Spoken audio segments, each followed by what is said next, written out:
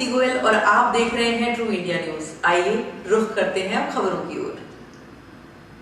कि पहले जो शोभा यात्रा हमेशा आपकी होती है वो देश की सबसे बड़ी शोभा यात्राओं में से एक शुमार होती है।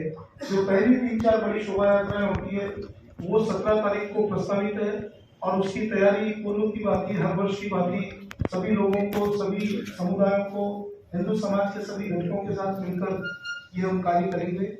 और इस रामनवमी महोत्सव समिति के चरित्र जो आदर्श के रूप में देश दुनिया के सामने आना चाहिए, उनके जीवन चरित्र पर आधारित झांकियां और इस रामनवमी के जुलूस को हमने प्रयास किया, आह्वान किया है कि ये प्लास्टिक फ्री हो, किसी भी प्रकार की प्लास्टिक की बोतल, प्लास्टिक की थैलियां इत्यादि का उपयोग नहीं हो, ऐसा हमने संकल्प किया है, सभी लोगों को आह्वान किया है।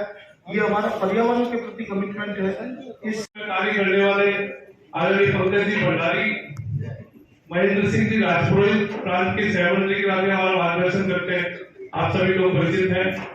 और पंडित राजेश जी दवे और महेंद्र जी उपाध्याय, ये प्रांत की टोली आपके बीच में है और कुछ इस विषय को लेके चर्चा करेंगे हम। धन्यवाद। कि 426 सालों के अनवरत संघर्ष पूरे जोधपुर और मारवाड़ के हनुमान भक्तों को आशीर्वाद देने के लिए पूज्य बागेश्वर धाम सरकार श्री धीरेन्द्र शास्त्री जी 8 तारीख को दोपहर में जोधपुर में आशीर्वचन करेंगे। आध्यात्मिक सत्र से आशीर्वचन और समस्या समाधान वो यहाँ ये कार्यक्रम करेंगे और सामूहिक हनुमान चालीसा का पाठ करके हनुमान शक्ति जागरण का काम करेंगे। ये हमारा पहला कार्यक्रम रहेगा।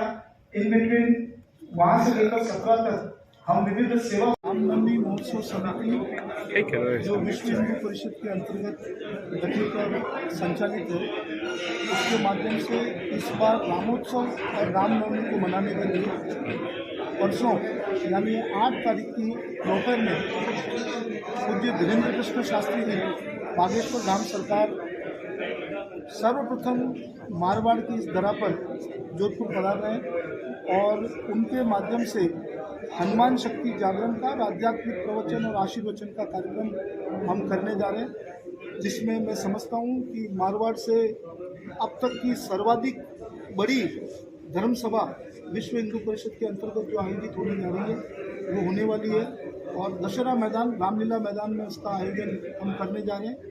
उसके बाद में 17 तारीख को राम जी की रामनवमी पर शोभा यात्रा और 20 तारीख को सामूहिक सुंदरकांड के पाठ का कार्यक्रम हम जोधपुर शहर में रामनवमी उत्सव समिति के तत्वावधान में बैनर के जो विश्व हिंदू परिषद के अंतर्गत संचालित है, ये हम करने जाए।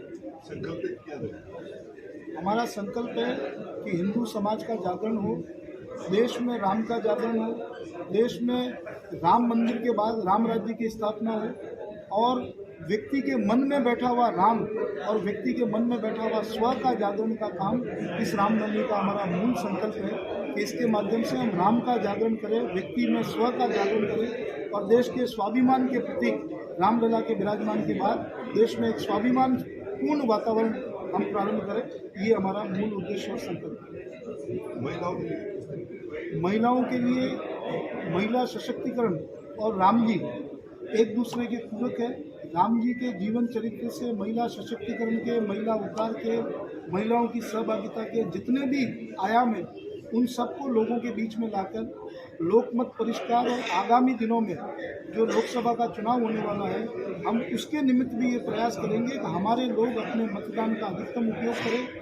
नारी सशक्तिकरण से संबंधित और नारी सशक्तिकरण हिंदू धर्म में प्रारंभ से विश्व का ऐसा कोई धर्म नहीं है जिसमें नारी को प्राथमिकता के साथ पूजा जाता हो। किसी प्रकार की देवियों की पूजा विश्व के किसी भी धर्मशास्त्र में नहीं है। हिंदू धर्म के अतिरिक्त जहाँ सीता राम कहा जाता है, राधे श्याम कहा जाता है, पार्वती परमेश्वर कहा जाता है, तो हम नारियों के बीच में इस बात को लेकर जाएंगे कि हिंदू समाज नारी शक्ति को पूजन करने वाला समाज है।